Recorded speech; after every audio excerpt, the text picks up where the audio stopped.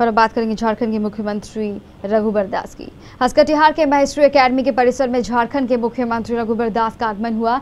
उनके साथ सांसद सतपाल महाराज भी थे।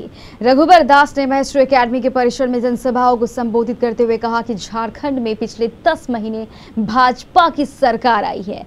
इस दौरान झारखंड ने काफी तरक्की की है, जबकि नीतीश कुमार पिछले 10 वर्षों से बिहार में मुख्यमंत्री हैं। उन्होंने झारखंड की तुलना में बिहार में कोई काम नहीं किया। 10 महीने में बिहार आज भी ही डूइंग बिजनेस, व्यापार के अनुकूल माहौल में आज भी बिहार 21वां स्थान में है। झारखंड 10 महीने के अंदर 29वां स्थान से हमने 3रा स्थान में ले जाने का काम किया झारखंड को। ये मैं और भारत सरकार नहीं कर रहे, वर्ल्ड बैंक कर रहा। हमने कानून को इतनी सरलीकरण किया ताकि झारखंड में पूंजी निवेश हो, हमारा बेरोजगार बच्चे बच्चियां पलायन न करे रोजगार के लिए, ऐसी हमने नीति बनाई। और आपको ये भी बताते हुए, जो मेक इन इंडिया की बात सतपाल महाराज कर रहे थे, हमने मेक इन झारखंड और 3 महीना पहले ही धनबाद की धरती में हमने कोच, रेलवे कोच का कारखाना का शुभारंभ कर दिया। अगले वर्ष वहां मेट्रो का कोच बनेगा और मेट्रो का कोच में 50% कोच यूरोप के कंट्री में जाएगा। Make in India, make in Jharkhand. और हमने इसके लिए राज्य का एक एक्सपोर्ट नीति, निर्यात नीति भी हमने बना ली। नीतीश जी 10 महीने के अंदर हमने फूड प्रोसेसिंग नीति बनाकर 100-200 करोड़ नहीं, 760 करोड़ रुपए का पूंजी निवेश, जिसमें 5 कंपनी ऑलरेडी काम शुरू कर दिया फूड प्रोसेसिंग में, ताकि हमारे किसान का जो फल सब्जी फूल उगाते हैं उसको सही दाम मिले और गांव के लोगों को रोजगार मिलने का काम किया। नीतीश जी 10 महीने के अंदर हमने 2 अक्टूबर को प्रधानमंत्री नरेंद्र मोदी जी को बुलाकर छोटे छोटे दुकानदार, गरीब खुदरा दुकानदार, सब्जी बेचने वाला, चाय बेचने वाला, बेरोजगार नौजवान, कोई रिक्शा, 1,12,000 लोगों को हमने 200 करोड़ रुपया मुद्रा योजना के तहत लोन देने का काम किया। ये झारखंड आपने क्या किया 10 महीने के अंदर?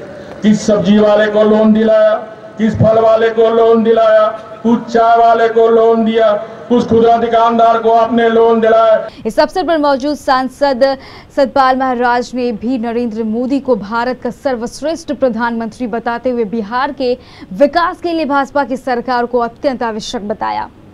निकलनी चाहिए, इस कटिहार से कोई गंगा निकलनी चाहिए। मेरे सीने में ना सही तो तेरे सीने में ही सही, मेरे सीने में ना सही तो तेरे सीने में ही सही, कहीं भी आग लेकिन आग जलनी चाहिए। सिर्फ हंगामा करना मेरा मकसद नहीं, मेरी ये कोशिश है, ये सूरत बदलनी चाहिए।